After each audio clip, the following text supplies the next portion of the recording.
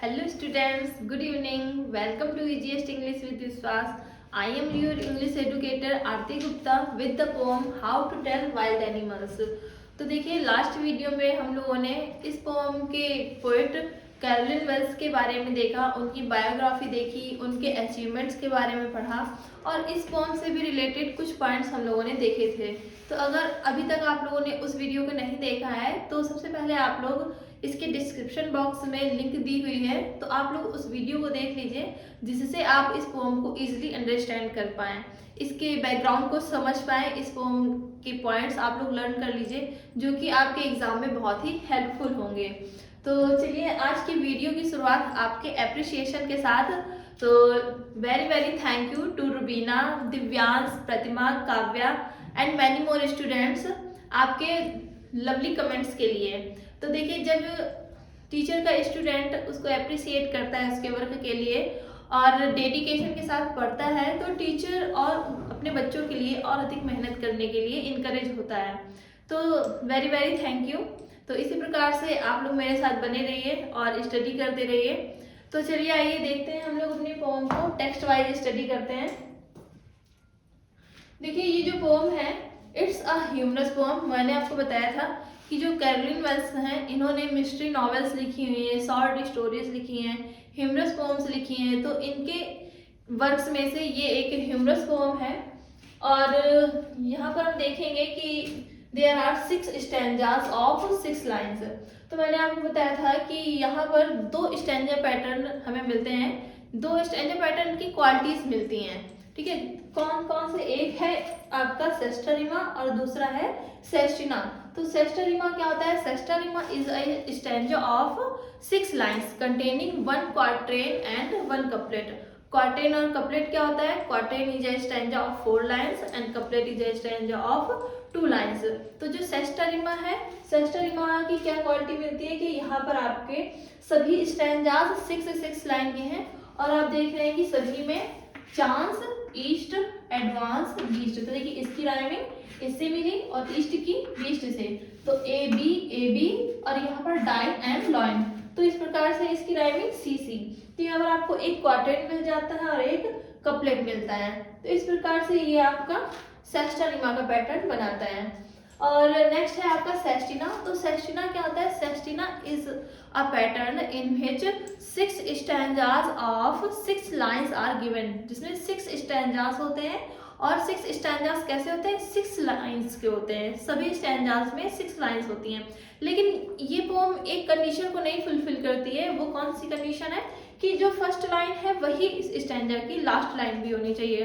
तो एक कमी रह जाती है सेस्टिना रिमा की। तो इस प्रकार से दोनों ही स्टैंजा पैटर्न की हमें क्वालिटीज यहाँ पर मिलती हैं। तो देखिए इसकी जो राइमिंग पैटर्न, इसका राइमिंग पैटर्न क्या है? ए बी सी सी। इस पोम में आपको राइमिंग इसकी क्या मिलने वाली है? ए बी सी सी। देखिए हमें यहाँ पर 7 एनिमल्स देखने को मिलते हैं जिसमें से 6 आपके वाइल्ड एनिमल्स हैं और एक आपका रेप्टाइल है। ठीक है, तो रेप्टाइल कौन सा एनिमल आपको मिलेगा? क्रोकोडाइल। बाकी आपके सारे एनिमल्स वाइल्ड एनिमल्स हैं। तो चलिए आइए देखते हैं हम लोग इस पोम को टेक्स्ट वाइज स्टडी करते हैं कि कैरोलिन वेल्स जो है किस प्रकार से हमें एनिमल्स को आइडेंटिफाई करने के लिए कुछ डेंजरस वेज बता रही हैं कि जब आप एनिमल से मिलें, वाइल्ड एनिमल से, तो आप किस प्रकार से उनकी एक्टिविटीज को देख करके आप आइडेंटिफाई करें कि ये कौन सा वाइल्ड एनिमल है, आप किस एनिमल के द्वारा स्वर्ग पहुंचने वाले हैं। तो चलिए आइए देखते हैं। If ever you should go by chance to jungle in the east and if there should to you advance a large and tawny beast, if he roars at you as you are dying, you will know it's the Asian lion। तो क्या कहती है Caroline Wales? कहती है if ever you should go by chance, अगर आपको कभी जाने का मौका मिले, कहाँ? to jungle in the east, east के जंगल्स में कभी आपको बाय चांस मौका मिल जाए जाने का, और and if there should to you advance a large and tawny beast, और आपको सौभाग्य प्राप्त हो जाए किससे मिलने का? और लार्ज मीन्स होता है विशाल और टॉनी मीन्स होता है येलोइश ब्राउन और बीस्ट मीन्स एनिमल। तो आपको आपको सौभाग्य प्राप्त हो जाए येलोइश ब्राउन बहुत ही लार्ज और ब्राउनी बीस्ट से मिलने का आपको अगर सौभाग्य प्राप्त हो तो और क्या करे वो, if he roars at you, आपको देख करके बहुत ही तेज दहाड़े, और ऐसे दहाड़े कैसे, एज यू आर डाइंग, उसकी दहाड़ सुन करके मानो आपकी जान ही निकल जाएगी, आपकी जान ही निकल रही हो, तो ही you will know it's the Asian lion. तो आप समझ लेना, क्या समझ लेना कि आपकी मुलाकात किससे हो गई है, एशियन लायन से हो गई है। आप किसका फूड बनने वाले हो, एशियन लायन का। तो चलिए अगर बाई चांस आप बच जाते हैं तो चलिए हम लोग नेक्स्ट एनिमल को आइडेंटिफाई करेंगे। तो और if sometimes when roaming round a noble wild beast greets you with black strips on a yellow ground, just notice if he eats you. The simple rule may help you learn the Bengal tiger to discern. तो देखिए अगर हम लोग Asian lion से बच करके आगे बढ़ गए तो फिर क्या होगा, हम किस एनिमल को आइडेंटिफाई करने में एबल हो पाएंगे। देखिए और if sometime when roaming round, आप रोमिंग मीन्स होता है वंडरिंग करना, इधर उधर घूमना टहलना। तो अगर आप मान लीजिए इधर उधर घूम टहल रहे हैं और आपकी मुलाकात किस एनिमल से होती है, a noble wild beast greets you. एक noble wild beast, beast means होता है एनिमल, वाइल्ड मीन्स जंगली। तो आपके मुलाकात एक ऐसे नोबल बीस्ट से होती है जो आपको ग्रीट करे, मतलब आपको वेलकम करे कि आइए आइए, वेलकम टू माय जंगल, और आइए मेरा फूड बनने के लिए आपको बहुत बहुत धन्यवाद। तो और वो कैसा हो, एक आइडेंटिटी और उसकी होगी, with black strips on a yellow ground, उसकी बॉडी येलो कलर की होगी और उसकी बॉडी पर कैसी धारियां होंगी, ब्लैक स्ट्रिप्स, ब्लैक कलर की धारियां होंगी। तो ये क्वालिटीज अगर आप एनिमल में पाना तो जस्ट नोटिस, समझ जाना क्या, ही ईट्स यू, कि वो आपको खा सकता है। द सिंपल रूल में हेल्प यू लर्न, ये एक सिंपल सा रूल है, ठीक है, जो कि आपको हेल्प करेगा, आपको ये समझने में आपकी सहायता करेगा, the Bengal tiger to discern, ताकि ये जो एनिमल है, डिसर्न मीन्स होता है टू आइडेंटिफाई, ठीक है, पहचानने में आपको हेल्प कर पाएगा ये जो सिंपल सा रूल है कि ये कौन सा एनिमल है, ये बंगाल टाइगर है। तो देखिए इस लाइन में हमें जो फिगर ऑफ स्पीच है रोमिंग राउंड, इसमें आपको एलिट्रेशन मिलता है। तो एलिट्रेशन मैंने आपको बताया था क्या होता है, is the repetition of same sound, same consonant sound. तो देखिए एक एसोनेंस होता है, एक कॉन्सोनेंस होता है। एसोनेंस जो होता है वो रिपीटेशन ऑफ वॉवेल साउंड होता है और कॉन्सोनेंस जो होता है रिपीटेशन ऑफ कॉन्सोनेंट साउंड होता है, और एलिट्रेशन के अंतर्गत स्पेशली कॉन्सोनेंट साउंड आता है। तो अगर आपका एलिट्रेशन दिया हुआ है यहाँ पर तो आप एलिट्रेशन मार्क करोगे, और अगर कॉन्सोनेंस दिया हुआ है तो आप कॉन्सोनेंस मार्क करोगे, लेकिन एसोनेंस में आप मार्क नहीं करोगे। एसोनेंस क्या होता है, रेपिटेशन ऑफ वॉवेल साउंड होता है। और यहाँ पर देखिए इस लाइन में अ noble wild beast greets you, यहाँ पर आपको आयरनी मिलती है।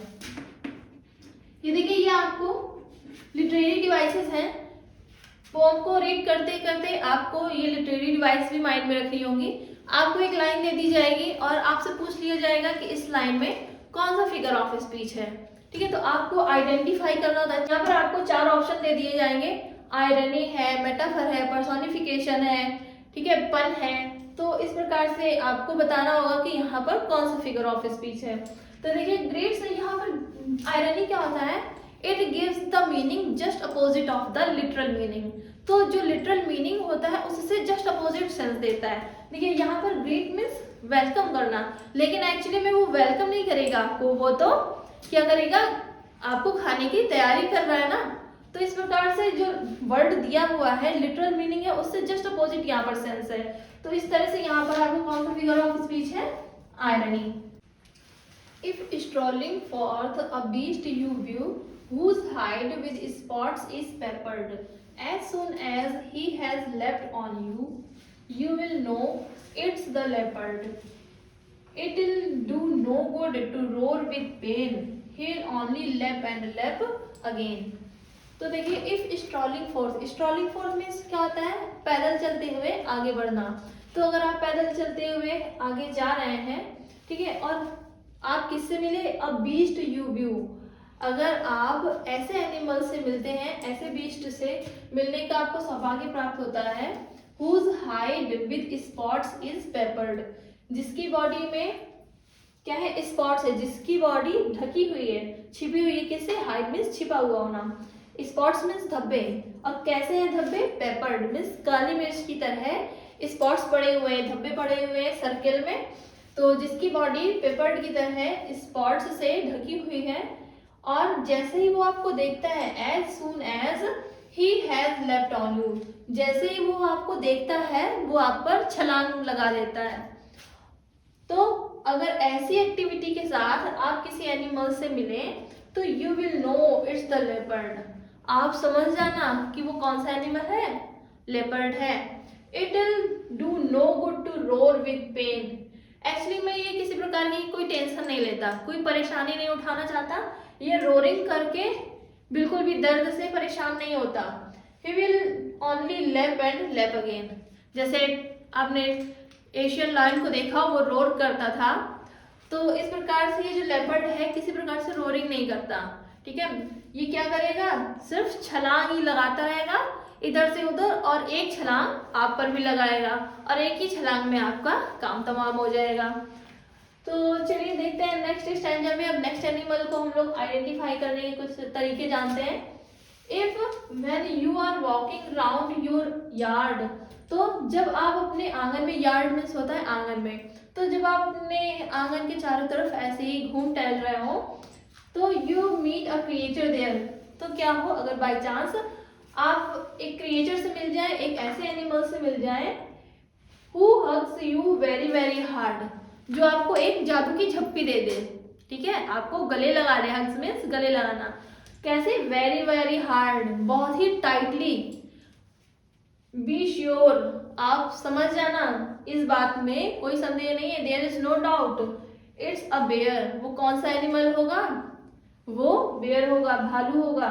If you have any doubts, और संदेह करने के लिए आप बचे, अगर आपके माइंड में उसने आपको जादू की झप्पी दी टाइटली और आपकी हड्डी पसली एक नहीं हुई, ठीक है, और आपके माइंड में किसी प्रकार का संदेह बच रहा है कि कौन सा एनिमल हो सकता है, तो फिर क्या करें आप, आई गेस, मेरा अनुमान है, it give you just one more careless, तो वो आपको फिर से एक टाइटली जादू की झप्पी देगा और वहीं पे आपका काम तमाम हो जाएगा। लेकिन काम तमाम होने से पहले आप ये जरूर समझ जाना कि आप किसके द्वारा फिनिश किए जा रहे हो, बेयर के द्वारा।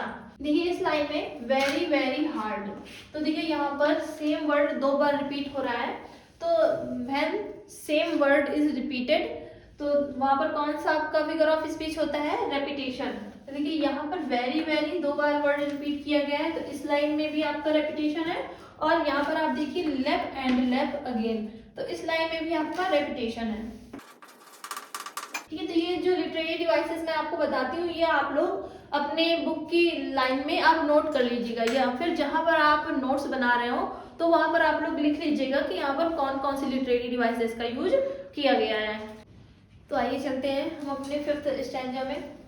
क्या कहती है कैरोलिन वेल्स, दो to distinguish beast of prey a novice might nonplus, the crocodile you always may tell from the hyena thus, hyenas come with merry smiles, but if they weep they are crocodiles। तो कहती है कि दो to distinguish beast of prey, beast means animals, prey means होता है शिकारी, and distinguish means होता है डिफ्रेंशिएट करना, तो और नोवाइस मीन्स होता है नौसिखिया, नया बंदा, और नॉन प्लस मीन्स होता है कंफ्यूज। तो कहते हैं कि अगर कोई नया पर्सन है, नोविस है, तो वो कंफ्यूज हो सकता है क्या करने में, बीस्ट ऑफ प्रे, जो शिकारी एनिमल्स होते हैं ना, उनको डिस्टिंग्विश करने में, उनमें डिफ्रेंशिएट करने में, उनको पहचानने में कि ये कौन से एनिमल्स हैं। जो नया नया बंदा है तो वो कंफ्यूज हो सकता है। कैसे, the crocodile you always may tell from the hyenas this, तो क्रोकोडाइल और हाइना को डिफ्रेंशिएट में डिफ्रेंशिएट करने में थोड़ा सा कंफ्यूज हो सकता है। इन दोनों को कैसे हम डिफ्रेंशिएट करेंगे? कहते हैं hyenas come with merry smiles. यदि कोई एनिमल, मैरी मीन्स होता है हैप्पी, हंसता हुआ, बहुत ही हैप्पी हो करके आपको स्माइल के साथ ग्रीट कर रहा है, आपसे मिल रहा है, तो आप समझ रहे हैं ना कि आप किससे मिल रहे हैं? हाइना से मिल रहे हैं। लेकिन यदि वो आपको अपने आंसुओं से आपको अट्रैक्ट कर रहा है, means if they weep they are crocodiles, अगर वो रो रहे हैं, ठीक है, आपने सुना होगा कि क्रोकोडाइल टीयर्स, तो crocodiles tears means false tears होते हैं, झूठे आंसू। तो अगर कोई एनिमल रो रहा है तो आप ये मत समझिएगा, आप उस पर दया मत करिएगा कि ये बेचारा रो रहा है, चलो हम इसे चुप कराने चलते हैं, मिलने चलते हैं। तो वो अपने आंसुओं से आपको क्या कर रहा है? आपके अंदर सिंपैथी इंक्रीज कर रहा है कि आप उससे मिलने आए और वो आपको अपना भोजन बना ले। और यहाँ पर हाइना आपको देख करके बड़ा खुश होता है और आपको प्रसन्नता के साथ मिलता है आपसे कि अरे वाह, आज तो मुझे मेरा भोजन मिल गया। तो चलिए हम लोग अपने नेक्स्ट स्टैंजा में चलते हैं। तो 6th स्टैंजा में कैरोलिन वेल्स जो है वो हमें कमीलियन से मिला रही हैं। तो कहती है कि the true chameleon is small, a lizard sort of thing, he hasn't any ears at all and not a single wing. If there is nothing on the tree, it's the chameleon you see. तो देखिए क्या कहती है Caroline Wales, कहती है the true chameleon, मतलब जो असली कमीलियन होता है ना, कमीलियन मीन्स होता है गिरगिट, वो कैसा होता है? स्मॉल, छोटा होता है, और a lizard sort of thing, sort means होता है टाइप, एक प्रकार का लिजार्ड होता है, छिपकली की तरह का होता है ये। He hasn't any ears at all, उसके किसी प्रकार के कोई कान नहीं होते, उसके कान नहीं होते, and not a single wing, और कोई पंख भी नहीं होता। जब आप जाते हैं तो वो आपको सुन भी नहीं सकता और वो उड़ भी नहीं सकता। तो if there is nothing on the tree, it's the chameleon you see. तो आप जा रहे हैं और देखते हैं कि ट्री पर से, आपके जाने से ट्री पर से सारे बर्ड्स उड़ गए, लेकिन अब आपको वहां पर कुछ भी नहीं दिख रहा है, नथिंग ऑन द ट्री, आप देख रहे हैं कि ट्री पर कुछ भी नहीं है। तो आप समझ लेना कि वहां पर कौन होगा? It's there the chameleon you सी, वहां पर, क्योंकि गिरगिट आपको सुन भी नहीं सकता कि सुन करके भाग जाए, और विंग्स भी नहीं है कि वो आपको देख करके उड़ जाए। तो वहां पर आप समझ लेना कि ट्री पर कौन है? कमीलियन है। तो इस प्रकार से यहाँ पर जो कैरोलिन वेल्स हैं बहुत ही ह्यूमरस तरीके से हमें वाइल्ड एनिमल से परिचित कराती हैं, उन्हें आइडेंटिफाई करने का डेंजरस वे बताती हैं। यहाँ पर कैरोलिन वेल्स ने ह्यूमर का यूज किया है, जहाँ पर हम डरने की बजाय, फियर की फीलिंग्स आने की बजाय हमें हंसी आती है। ठीक है, तो इस प्रकार से ये जो पोएम है हमारी एंड होती है। तो चलिए हम लोग अब नेक्स्ट वीडियो में मिलेंगे और बने रहिए मेरे साथ। तो अगर आपको वीडियो पसंद आ रहा है तो please like and share this video and subscribe my channel. Thank you very much.